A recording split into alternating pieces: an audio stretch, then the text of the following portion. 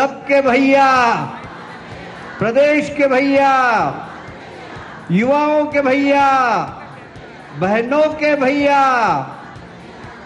ये है मध्य प्रदेश के सीनियर कैबिनेट मंत्री कैलाश विजयवर्गीय, जो सीएम डॉक्टर मोहन यादव का नया परिचय करा रहे हैं। सबके भैया मोहन भैया, बहनों के भैया मोहन भैया, भाइयों के भैया मोहन भैया। दरअसल मध्य प्रदेश के मुख्यमंत्री डॉक्टर मोहन यादव इन दिनों नए रूप में हैं। वो रूप है सबके भैया मोहन भैया।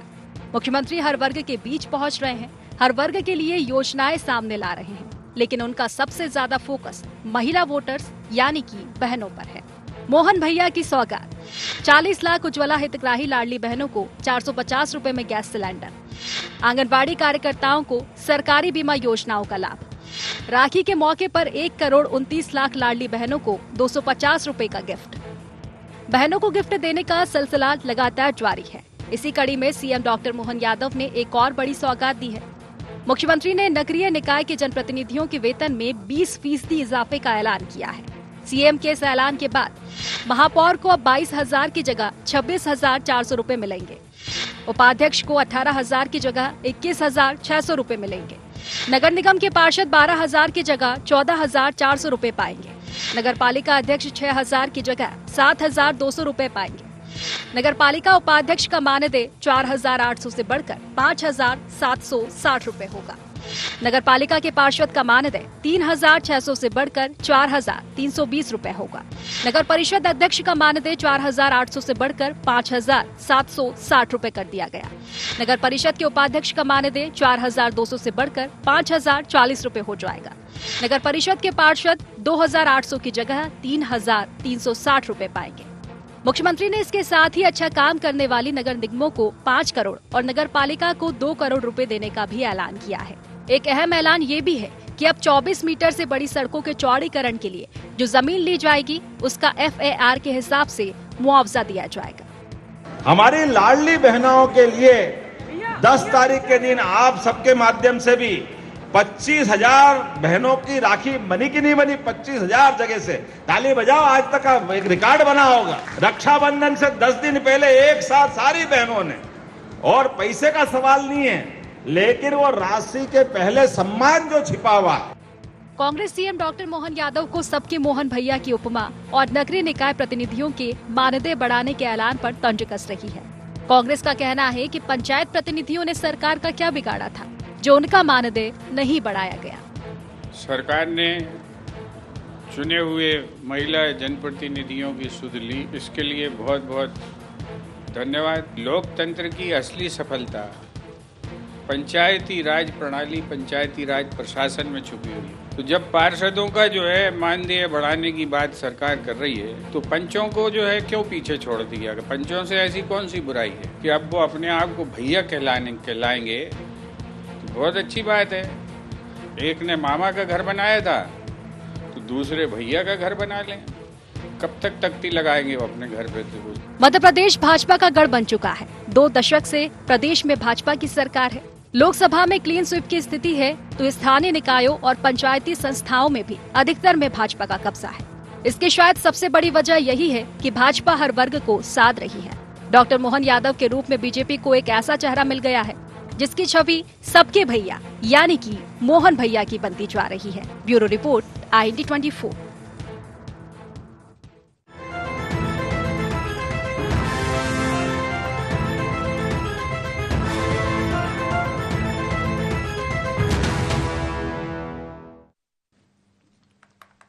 नमस्कार, बहुत स्वागत है आपका। एनडी एजेंडा देख रहे हैं आप। मैं हूं आपके साथ प्रशिता शर्मा। सबके भैया मोहन भैया, कुछ इस तरह की छवि और नया रूप देखा जा रहा है प्रदेश के मुखिया डॉक्टर मोहन यादव का लाडली बहनों के बीच, जहां सीएम डॉक्टर मोहन यादव की मंशा अनुरूप प्रदेश की आधी आबादी से संवाद स्थापित करने अभियान चलाया जा रहा है। जिसके तहत प्रदेश भर में रक्षाबंधन और श्रावण उत्सव कार्यक्रम के आयोजन हो रहे हैं, जिसमें प्रदेश की महिलाएं बढ़ चढ़कर हिस्सा ले रही है। सीएम उनसे संवाद स्थापित कर रहे हैं तो कई सौगातें भी उन्हें दी जा रही है। 450 में गैस सिलेंडर, 250 रुपए अतिरिक्त राशि और अब महिला जनप्रतिनिधियों का 20% मानदेय बढ़ाना। ये कोशिश है सरकार की महिलाओं को सशक्त बनाने और ये बताने की महिलाओं से किया गया हर वादा सरकार पूरा करेगी और हर परिस्थिति में महिलाओं के साथ खड़ी रहेगी। ले जाने क्यों महिलाओं को दी जा रही ये सौगातें विपक्ष को रास नहीं आ रही है, वो भी जब तब विपक्ष खुद नारी कल्याण की बात करता है। आज चर्चा करेंगे इसी पर, लेकिन उससे पहले जान लेते हैं एजेंडा के पॉइंट्स क्या है। क्या सचमुच सीएम डॉक्टर मोहन यादव ने बना ली सबके भैया मोहन भैया की छवि? क्या सौगातों से आधी आबादी समेत एक बड़े वर्ग को साधने में सफल हो गई सरकार? नगरीय निकाय जनप्रतिनिधियों के लिए कितनी बड़ी मदद है बढ़ा मानदेय? डॉक्टर मोहन सरकार की गिफ्ट पॉलिसी का मुकाबला कैसे कर पाएगी कांग्रेस? इन्हीं मुख्य सवालों के साथ चर्चा की शुरुआत करेंगे। खास पैनल जुड़ गया हमारे साथ, परिचय आपका करा देते हैं। मध्य प्रदेश भाजपा मीडिया पैनलिस्ट शिवम शुक्ला हमारे साथ जुड़ गए, प्रवक्ता कांग्रेस से केदार सिरोही हमारे साथ जुड़ गए, वरिष्ठ पत्रकार सुरेश शर्मा जी हमारे साथ जुड़ गए। तीनों का बहुत स्वागत है। शिवम जी, सबसे पहला सवाल आप ही से है कि सबके भैया मोहन भैया एक नई छवि, नया रूप देखा जा रहा है लाडली बहनों के बीच, आधी आबादी के बीच, और कैलाश विजयवर्गीय ने भी आज मंच से इसी तरह कुछ संबोधित किया है। तो ये छवि बना ली है डॉक्टर मोहन यादव ने आधी आबादी के बीच, या एक बड़े वर्ग को प्रदेश के साथ लिया है? देखिए, माननीय मुख्यमंत्री जी मोहन यादव जी ने जब से प्रदेश की कमान संभाली है, उनके निर्णयों में एक रूपता देखी गई है और प्रदेश के विकास के हित के कदम उठाते उन्होंने एक के बाद एक कई निर्णय लिए हैं जो मध्य प्रदेश की राजनीति को एक नए दिशा में प्रेषित करने वाले सिद्ध हुए हैं। हमने देखा कि चाहे वह लाडली बहनों के लिए एक 450 रुपए का सिलेंडर देने की बात हो, उनके लिए आवास योजना लेकर के आने की बात हो, अथवा इस प्रकार से स्कूलों में छात्राओं को सैनिटरी पैड जैसे गंभीर विषय पर विचार करने का विषय हो। माननीय मुख्यमंत्री जी ने हर कदम कदम पर संवेदनशीलता को प्रदर्शित किया है और आज मध्य प्रदेश की बहन बेटियों के मन में उनके प्रति जो अपार श्रद्धा और एक प्रकार से विश्वास का माहौल उत्पन्न हुआ है, वह किसी से छिपा हुआ नहीं है। कांग्रेस पार्टी जिसने सदैव ही महिलाओं का शोषण और दमन करने का कृत्य किया, कभी उनको राजनीतिक भागीदारी नहीं दी, कभी सामाजिक रूप से उनका सशक्तिकरण नहीं किया, वो आज इस प्रकार के आरोप लगा रही है। जबकि वास्तविकता यह है कि माननीय मुख्यमंत्री जी पूरी तरीके से मध्य प्रदेश की नारी शक्ति के सशक्तिकरण के लिए हर संभव नए प्रतिमान स्थापित कर रहे हैं। अन्य मोर्चों पर भी उन्होंने विकासवादी और राष्ट्रवादी राजनीति का परिचय दिया है। हम उनके तमाम निर्णयों में इस प्रकार से एक पूरा विजन देख सकते हैं जिस दिशा में वह मध्य प्रदेश को आगे लेकर के जाने वाले हैं। उस स्थिति में हम पूरी तरीके से आशान्वित हैं कि जिस प्रकार से चाहे वर्तमान माह में 1500 रुपए देने की बात हो, इस प्रकार से मध्य प्रदेश में जो एक सरकार का पूरा कायाकल्प उन्होंने बदला है, वह आने वाले वक्त में उनको मध्य प्रदेश के जो सबसे बेहतरीन मुख्यमंत्री रहे हैं और शिवराज सिंह चौहान जी ने जिन कार्यों को जहां पर छोड़ा था उसको और ज्यादा गति के साथ आगे ले जाने का काम माननीय मुख्यमंत्री मोहन यादव जी कर पाने में पूरी तरीके से सफल साबित हो रहे हैं। और यह मध्य प्रदेश के लिए आने वाले वक्त में बहुत ही सुखद होने जा रहा है कि किस प्रकार से मध्य प्रदेश में बहन और बेटियों के सम्मान में अभूतपूर्व वृद्धि करने का काम यह सरकार हमारी करने जा रही है। ठीक है, केदार जी से प्रतिक्रिया ले लेते हैं। केदार जी, नई सौगातों से महिलाएं सशक्त हो रही है, सरकार का दावा है इन सौगातों से भला हो रहा है आधी आबादी का प्रदेश की, तो विपक्ष को क्या समस्या है? वो भी तब जब नारी कल्याण की बात आपने खुद चुनावों के समय की है। संकल्प पत्र में ये कई वादे ऐसे हैं जो शामिल किए गए। देखिए, हमें नारी कल्याण इससे कोई तकलीफ नहीं है। हम तो चाहते हैं कि नारी का कल्याण हो, नारी को पूरा अधिकार मिले। इसकी हम लोग शुरुआत से ही एडवोकेसी करते रहे। कांग्रेस पार्टी आजादी के समय से ही नारी के लिए काम करती आएगी, इसलिए आज जो नारी की स्थिति है एक दिन में तो नहीं बदली होगी, ये तो आप भी मानती हैं। आज जो देश की नारी सशक्त है, अगर वो मजबूती से खड़ी है, हर जगह वो कंपटीशन दे रही है, तो वो न्यू कांग्रेस के राज्य में ही रखी गई थी। उसी का परिणाम है कि आज यहाँ तक हम लोग पहुंचे हैं। दूसरा बात, आप लोगों ने कहा आधी आबादी। बहन, आप भी आधी आबादी का हिस्सा है। मेरे घर में भी जो मेरे परिवार की महिलाएं वो भी आधी आबादी का हिस्सा है। इन लोगों को तो कोई भी सुविधाएं नहीं मिल रही है। क्या आपको लाडली बहन का मिल रहा है? क्या जब आपको नहीं मिल रहा, मेरे घर में नहीं मिल रहा, इसका मतलब है आधी आबादी नहीं कह सकती है आप। एक वर्ग में एक संख्या तक हम लोग जो है सरकार उनको पहुंचा रही है। दूसरी बात, आधी आबादी की बात होती है तो जोड़िए ना, अभी जब से सरकार बनी है उसके बाद में नए रजिस्ट्रेशन नहीं हुए। एक भी रजिस्ट्रेशन नया लाडली बहन का नहीं हुआ है कि उनको ऐड किया गया हो, जिनकी एज हो गई है 18 साल 21 साल से ऊपर की, उनका रजिस्ट्रेशन नहीं हुआ।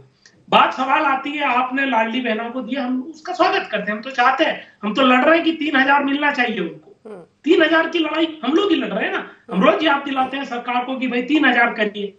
आज मध्य प्रदेश में मूंग उत्पादक महिला किसानों के पैसे एक महीने से नहीं आए। क्या गलती है उन महिलाओं की, उन किसानों की?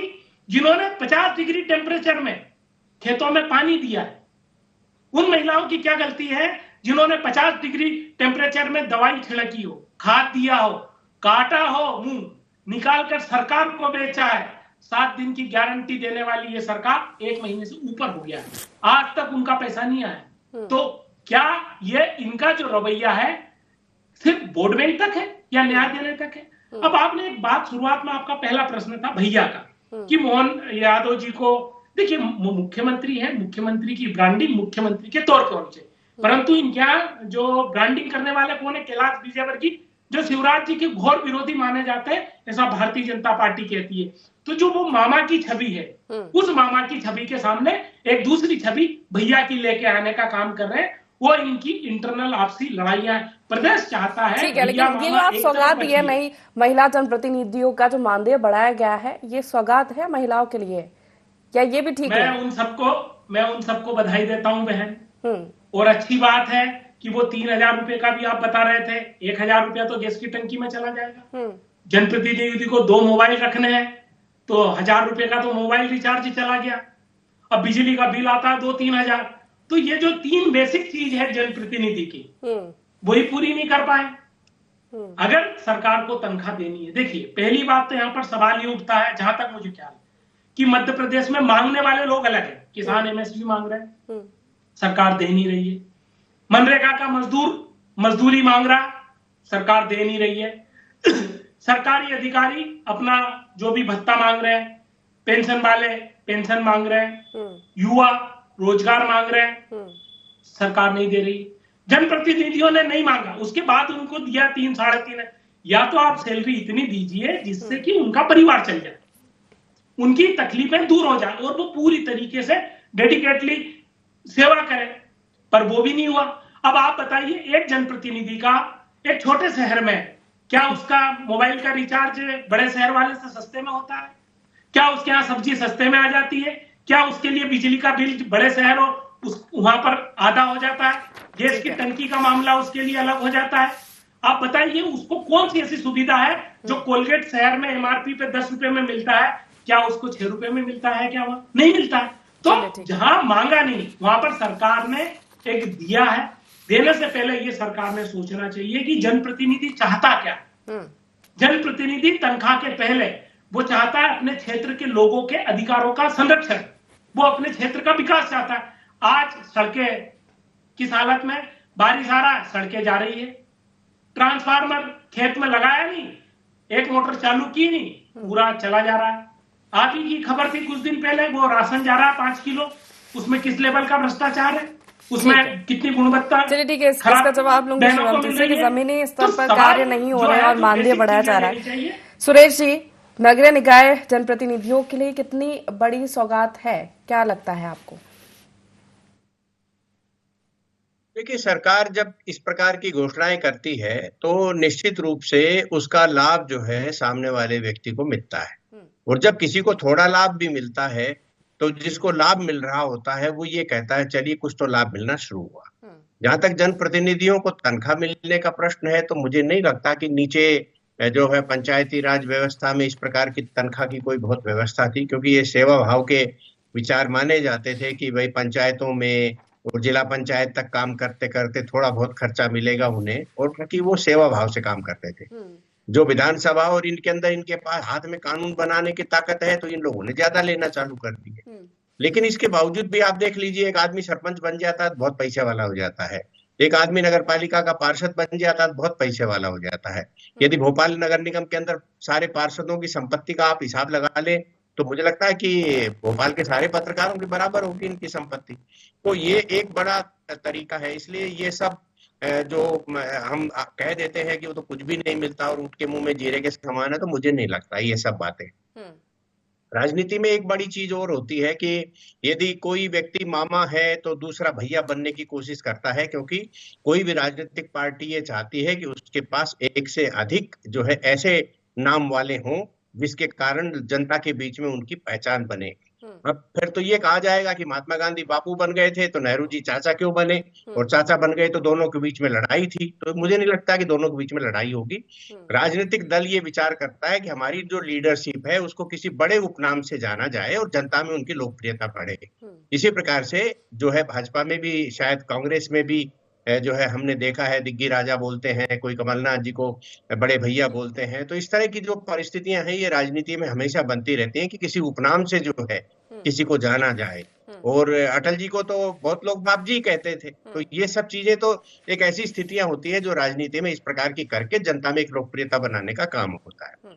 हम इस चीज से सहमत हैं कि विपक्ष को आईना दिखाना चाहिए, और केदार जी ने अच्छा आईना दिखाया है, इसमें कोई शक संदेह नहीं है। लेकिन एक बात इन सबके साथ कहना और पड़ेगी कि हम केवल सशक्त करने के लिए उन्हें पैसे देते रहें, मुझे लगता है ये आर्थिक व्यवस्थाओं की दृष्टि से कितना अच्छा है कितना नहीं है। हमें सशक्त और संपन्न बनाने के लिए जो उनकी व्यवस्थाएं हैं उनके लिए सुदृढ़ीकरण करना पड़ेगा। जैसे एक शब्द आता है इंफ्रास्ट्रक्चर का, तो हम उद्योगों को मदद देने के साथ उनके लिए इंफ्रास्ट्रक्चर भी देते हैं। इसी प्रकार से जब दिग्विजय सिंह जी का कार्यकाल था तो अमृत सेन साहब ने एक सुझाव दिया था कि आप जो है इंडस्ट्रियल डेवलपमेंट इंफ्रास्ट्रक्चर के साथ जो है सोशल इंफ्रास्ट्रक्चर की भी बात करिए। तो आज हमें सोशल इंफ्रास्ट्रक्चर के मुद्दे भी इसी प्रकार से सामने लाना चाहिए कि हमने 500 के इतने बढ़ा दिए, 450 रुपए में सिलेंडर देना चालू कर दिया। मुझे लगता है 450 रुपए में सिलेंडर देने से या गैस सिलेंडर देने से आपकी अर्थव्यवस्था में कोई बूम आ जाएगा, इसकी बजाय मात्र 450 रुपए आपको महीने के मिलने वाले हैं। तो इन सब चीजों को बहुत बारीकी से समझने के साथ साथ इसकी भी जरूरत है कि हम उनके लिए कोई ऐसी अधोसंरचना तैयार करें कि आने वाले बच्चे और बच्चियां, हमारे बेटे और बेटियां जो है वो 400-500 रुपया, 1000 रुपए, 2000, 3000 की लड़ाई से बाहर निकले और कोई और उनके लिए बेस अच्छा तैयार हो जाए। यदि हम इनके लिए अच्छी शिक्षा देंगे, अच्छा जो है स्वास्थ्य देंगे और अच्छा जो है एटमॉस्फेयर देंगे तो मुझे लगता है वो ज्यादा लाभदायक होगा। ठीक है, आपके पास सरकार का खजाना है, आप उनको कितना ही बांट दीजिए, लेकिन ऐसा बांटने देने से क्षणिक सुख तो मिलता है लेकिन स्थायी सुख नहीं मिलता। जिस दिन ये योजना छिन जाएगी उस दिन आप क्या करेंगे? इसका जवाब ले तो लेते हैं। हमें जो है रोजगार और हमें स्वास्थ्य और शिक्षा देने के प्रति भी उतनी ही गंभीरता से योजना बनाने की मदद तो दी जा रही है, लेकिन सोशल इंफ्रास्ट्रक्चर की जहां बात कर रहे हैं सुरेश जी कि उस पर भी काम होना जरूरी है। सशक्त होने के साथ साथ आत्मनिर्भर हो और महिलाएं जिस तरह जो रणनीति सरकार बना रही है महिलाओं के लिए उसमें आगे बढ़ा जाए, इससे हटकर। देखिए प्रशीलिता जी, सुरेश जी की बात को ही मैं विस्तारित करना चाहूंगा। सरकार का पुरजोर प्रयास रहा है, वह स्वयं प्रत्यक्षदर्शी हैं, वरिष्ठ पत्रकार हैं। उन्होंने देखा होगा कि चाहे विद्यालयों में ड्रॉप आउट रेशियो की हम बात कर लें, जो दिग्विजय सिंह के समय लगभग 26-27% हुआ करता था, तो हमारी मौजूदा सरकार में 20 वर्षों के कार्यकाल के बाद घट करके मात्र 6% के आसपास रह गया था महिलाओं का ड्रॉप आउट रेशियो बच्चियों का। और इसके साथ ही साथ जिस प्रकार से मध्य प्रदेश में जो लिंगानुपात की स्थिति थी उसमें सुधार करने की बात हो और अन्य मोर्चों पर भी जो एक 73 स्तर की हमने लड़ाई लड़ी थी, वर्कफोर्स में वुमेन्स का पार्टिसिपेशन जिस स्तर पे हमने बढ़ाया, यह तमाम चीजें हमारी सरकार ने उपलब्धियों को हासिल किया है। आने वाले वक्त में भी हमारा प्रयास है कि महिलाओं के पास अगर थोड़ा भी हम उनको आर्थिक इंसेंटिव सरकार की ओर से दे पाएंगे, चाहे किसी भी माध्यम से, चाहे उनकी वजह से सिलेंडर मिले, चाहे उनकी वजह से आवास मिले, चाहे उनके खाते में डायरेक्ट एक राशि आए, तो वो एक मान सम्मानपूर्ण जीवन जी पाने में सक्षम हो पाएंगे और कहीं ना कहीं उनकी जो डिसीजन मेकिंग में परिवारों में भागीदारी है वह बढ़ने के कारण उनका आत्मसम्मान अपने आप ऊपर जाएगा। तो उस दृष्टिकोण के साथ सरकार लगातार काम कर रही है। हम ये मानते हैं, सुरेश जी ने भी बिल्कुल सही बात कही कि जो लोग राजनीति के क्षेत्र में आते हैं वह समाज सेवा की भावना से ओतप्रोत होकर के राजनीति करते हैं। वहां पे कोई धन संचय का विषय नहीं रहता, लोग उसके लिए अपनी वैकल्पिक व्यवस्था बनाते हैं, लेकिन उसके साथ ही साथ उनके सामाजिक उत्तरदायित्वों का निर्वहन करने के लिए अगर सरकार की ओर से उनको कोई एडिशनल इंसेंटिव दिया जा सकता है, जो कम से कम अभी केदार जी बात कर रहे थे कि मोबाइल कितने खर्चे आते हैं, पेट्रोल कितने खर्चे आते हैं, तो कम से कम उस स्तर की मदद सरकार की ओर से की जा सके। और बाकी एक सामाजिक जीवन में होने के साथ साथ व्यक्ति को, हम भारतीय जनता पार्टी अपने कार्यकर्ताओं के साथ भी अपेक्षा करती है कि आप अपने परिवार के लिए कोई रोजगार, उद्यम, इसकी इत्यादि चीजों की व्यवस्था करें। आरोप लगा रहे कि सिर्फ एक वर्ग के वोट बैंक को आपको साधना है, इसीलिए आप ये योजनाएं शुरू कर रहे हैं, इसीलिए ये सौगातें दी जा रही है। देखिए प्रशीता जी, वो वर्ग जो वास्तव में कहीं ना कहीं मुख्य धारा से पिछड़ा हुआ, हमारी आधी आबादी का विषय है, तो इस प्रकार से बात करके केदार जी उनका जो स्वाभिमान है उसको ठेस पहुंचाने का काम कर रहे हैं। इनकी सरकारों में तो सिर्फ अल्पसंख्यक तुष्टीकरण की राजनीति होती थी। अल्पसंख्यक महिलाओं का भी दमन कर दिया जाता था क्योंकि मौलवी और मौलाना नाराज होते थे। शाहबानो जैसे उदाहरण देखने को मिलते थे। यह वह सरकार है जो ट्रिपल तलाक समाप्त करती है, वही सरकार है जो संसद में नारी शक्ति बंधन अधिनियम लेकर के आती है और महिलाओं को बराबरी का अधिकार देने का काम करती है। तो स्वाभाविक तौर पर वह वोट बैंक तो हमारे साथ जुड़ा है, मजबूती के साथ जुड़ा है। अल्पसंख्यक वर्ग की चाहे महिलाएं हो या किसी भी वर्ग की हो, सभी को प्रधानमंत्री जी और भारतीय जनता पार्टी की नीतियों में, माननीय मुख्यमंत्री जी के कार्यक्रमों में एक विश्वास नजर आता है। उसी कारणवश हम देख रहे हैं कि महिला वोट बैंक में भारतीय जनता पार्टी का लगातार अभूतपूर्व विस्तार होता जा रहा है। आने वाले वक्त में भी हमारी यह योजनाएं, इसी प्रकार से हमारे संकल्प जमीन पर आधारभूत रूप से आपको साकार होते हुए नजर आएंगे और हम अपनी पूरी इस मानसिकता, अपनी इस पूरी रणनीति में उत्तरोत्तर वृद्धि करते जाएंगे। और ये भारतीय जनता पार्टी केदार जी कि शिवम जी का तो कहना है कि वो तो पूरा विश्वास है सरकार पर, जनता का, आधी आबादी का। अब ये गिफ्ट पॉलिसी से कैसे मुकाबला कर पाएगी कांग्रेस?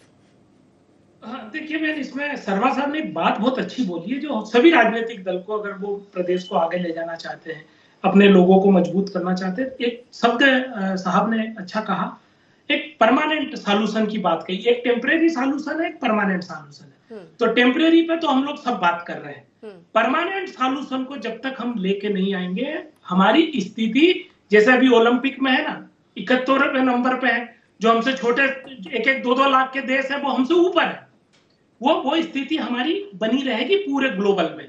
आज हमको पूरा बहुत लंबे स्तर पे कॉम्पीट करना है, सिर्फ एक गांव का पड़ोस के गांव से नहीं, एक परिवार का दूसरे परिवार से नहीं। आज इकोनॉमी पूरी ग्लोबल हो रही है, ऐसा मोदी जी कह रहे हैं। तो जब ग्लोबल आपको कंपटीशन करनी है तो आपको परमानेंट सॉल्यूशन लेके आना पड़ेगा। और महिलाओं की बात की है तो मैं ये डिबेट खत्म होने के बाद आपसे एक दरखास्त करूंगा बहन, विनेश जो फोगाट है उसके ऊपर किए गए तंज और उन लोगों की प्रोफाइल देख लेना, नारी सम्मान क्या होता है और कौन कितना नारी सम्मान कर रहा है वो आपको पता पड़ जाएगा। ये मूल्यांकन मैंने आप पे छोड़ दिया, एक महिला होने के नाते, एक बेटी होने के नाते ये मूल्यांकन आप स्वयं कर लीजिएगा और उसके बाद में आप बता दीजिएगा कि किसकी विचारधारा महिलाओं के प्रति कितनी अच्छी है और कितनी खराब नहीं है। ये डिबेट में आपको क्या भारत सरकार का खेल मंत्रालय समर्थन नहीं दे रहा है? आप लोगों ने इन लोगों को राजनीति का केंद्र बनाया और उस बच्ची के भविष्य के साथ खिलवाड़ करने का काम अगर किसी ने किया तो अरे पुलिस के उसमें ढूंढा गया,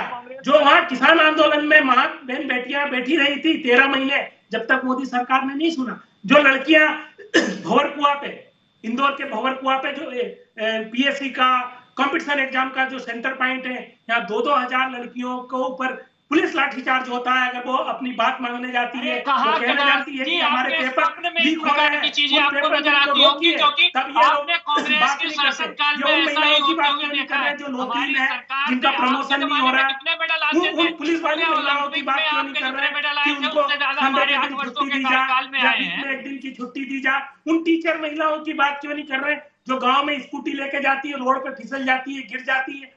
बातें अगर प्रैक्टिकल करनी है तो बहुत सी समस्याएं हैं जिनका समाधान चाहिए। सिर्फ दिखावा, मार्केटिंग एक बहुत अच्छा हो सकता है, पर जमीनी हकीकत बहुत अलग तरह की है। उसके लिए मैं शर्मा साहब की बात को फिर कोट करूंगा कि हमें टेम्परेरी सॉल्यूशन के साथ साथ परमानेंट सॉल्यूशन पे ध्यान देना होगा, क्योंकि मध्य प्रदेश के ऊपर कर्जा बढ़ता जा रहा है, लोगों के ऊपर टैक्स बढ़ता जा रहा है। जब आपकी आमदनी नहीं बढ़ेगी, खर्चा बढ़ता जाएगा, तो अल्टीमेटली आप और हम सब, ये पूरा प्रदेश जो हमारा परिवार, यही सफर करेगा। शिवम जी जवाब दीजिए। देखिए, सबसे महत्वपूर्ण चीज यह है कि सरकार दोनों ही फ्रंट्स पर लगातार लड़ाई लड़ रही है। जहां तक परमानेंट सोल्यूशन की बात है, महिलाओं को एक आर्थिक उन्मूलन करना, उनको आर्थिक रूप से आगे बढ़ाना, यह महिला सशक्तिकरण का ही और एक परमानेंट सोल्यूशन ही है। महिलाओं को परमानेंटली ही हमने धुएं से मुक्ति दिलाई, महिलाओं को परमानेंटली ही हमने शिक्षा व्यवस्था में स्थापित करके दिखाया। महिलाओं के लिए मध्य प्रदेश इकलौता ऐसा राज्य है जहाँ 50% आरक्षण त्रिस्तरीय और पंचायती राज व्यवस्था में हमने सुनिश्चित किया है। तो यह तमाम चीजें महिलाओं के लिए परमानेंट सोल्यूशन है। उनके रोटी रोजगार कपड़े इत्यादि की चिंता मध्य प्रदेश की सरकार उनके भोजन की चिंता कर रही है। और यह तमाम चीजें चाहे स्व सहायता समूहों को लगातार दी जाने वाली राशि हो अथवा मेधावी महिला जो बच्चियां हैं छात्राएं हैं उनको गांव की बेटी योजना हमारी सरकार की हो, मेधावी विद्यार्थी योजना हो, लैपटॉप बांटने की स्कीम हो, स्कूटी प्रोवाइड कराने की बात हो, क्योंकि अकेले शिक्षा के पर्याप्त अवसर उपलब्ध करा देने से ही आधी से ज्यादा समस्याएं हल हो जाती हैं। तो सरकार इसको सुनिश्चित कर रही है। मध्य प्रदेश में बेटियों का भविष्य बहुत उज्जवल है और इसको लेकर के भारतीय जनता पार्टी की सरकार ने बहुत ही परमानेंट प्रबंध किए हैं। ये कांग्रेस और कमलनाथ जी की सरकार नहीं है, ये दिग्विजय सिंह जी मिस्टर बंटाधार की सरकार नहीं है जो सिर्फ और सिर्फ महिलाओं के साथ दमन करने का काम करे। इस सरकार ने पूरी तरीके से नारियों के मान सम्मान और स्वाभिमान की रक्षा करने का काम किया है, उनको समाज में बराबरी का हक देने का काम किया है। जवाब दे दीजिए, सुरेश जी करूंगी, समय की कमी है, जल्दी से। और ये लुटेरे की जो सरकार थी ना, जो लुटेरे, ये जो मिस्टर बंटाधार कह रहे हैं, मिस्टर लुटेरे थे जिन्होंने लोगों का कैरियर लूट गए, जिन्होंने लोगों का अधिकार लूट गए, जिन्होंने लोगों की छात्रवृत्तियां लूट गए, जिन्होंने स्कूल की छत लूट गए, उन्होंने अस्पताल के इंजेक्शन लूट गए। ये लुटेरों की सरकार से, ये मिस्टर लुटेरों से हम लोगों का तुलना नहीं हो सकता। सुरेश जी, आखिरी प्रतिक्रिया आपसे महिला सम्मान की, महिलाओं को सशक्त करने की और महिला ऐतिहासिक होने का तो हर एक पार्टी दावा करती है, लेकिन वाकई में कौन काम करता है, कितना फायदा महिला को आधी आबादी को मिल पाता है और आज के दौर में महिला, मध्य प्रदेश की ही बात कर ले, कितनी सशक्त है, क्या लगता है आपको? और उसके बाद बात आती है वित्तीय भार की, जब इस तरह की घोषणाएं या योजनाएं शुरू की जाती है। देखिए, सरकार की तरफ से ये विश्वास व्यक्त किया गया है कि जो इस बार का बजट रखा गया है अगली साल उससे दुगना बजट होगा। तो यदि मान लो दुगना बजट होने की स्थितियां निर्मित होती हैं तो इस प्रकार के बहुत ज्यादा भार इसको नहीं माना जा सकता और आगे सुधार होने की स्थितियां बनेंगी। इसमें कोई शक नहीं है कि लंबे समय तक सरकार रहने के बाद में अनेकों ऐसी योजनाएं आई हैं जिन योजनाओं का फल भी हमें देखने को मिला है। जैसे मैं उदाहरण के लिए एक छोटी सी बात कहना चाहता हूँ। दिग्विजय सिंह जी बार बार ये कहते थे कि हमने जो है ये 4 बिजली घर लगाए हैं, बीर सिंहपुर है, और ये बड़ा उल्लेख करते थे वो। लेकिन बात ये है कि भाई सरकार बदल रही है तो इसका जो है श्रेय कोई और ले जाएगा, लगाए मैंने हैं। इसी प्रकार से यहाँ 20 साल की सरकार होगी तो वो श्रेय जो है वर्तमान भाजपा सरकार को ही मिलता हुआ दिखाई दे रहा है। मैं एक जरूर निवेदन सभी लोगों से करूंगा कि महिलाएं जो है उनको बिल्कुल सहानुभूति का पात्र नहीं मानना चाहिए। और जैसे विनेश फोगाट जी का विषय है तो वो तो भाई हमारे लिए बेटी के समान है, तो उसके बावजूद भी मैं ये कहता हूं कि उनके प्रति हमारी चिंता है कि उन्हें जो है स्वर्ण पदक मिलना चाहिए था। लेकिन इसके साथ जो आजकल एक सवाल उठ रहा है उसे तंज नहीं मानना चाहिए कि हमारी ही बेटी शिवानी है, वो 50 किलो वजन में जो है क्वालिफाई कर गई थी, लेकिन चूंकि ये आंदोलन किया इन्होंने, काफी बड़ा जो है एक वातावरण निर्मित किया था, इसलिए इनको 53 की जगह 50 में खिला लिया। ये बातें तो देखिए उठेंगी और इसको तंज भी माना जा सकता है और इसको प्रशंसा भी मानी जा सकती है, जो भी मानना हो राजनीतिक दृष्टिकोण से रहता है। लेकिन जिस शिवानी का हक खत्म हो गया और फोगाट का वजन कम नहीं हो पाया हमारी छोटी बेटी का, तो इसलिए जो है उसको राजनीति अलग शब्द है। राजनीति में यदि जब बातें शुरू होती है तब आरोप प्रत्यारोप जैसी परिस्थितियां बनती है, और यदि खेल भावना से देखा जाएगा तो किसी भी प्रकार का कोई विवाद का विषय नहीं बनता। तो हमें बराबरी की बात और सहानुभूति की बात नहीं। बहुत शुक्रिया आप तीनों मेहमानों का हमारे साथ इस चर्चा में शामिल होने के लिए।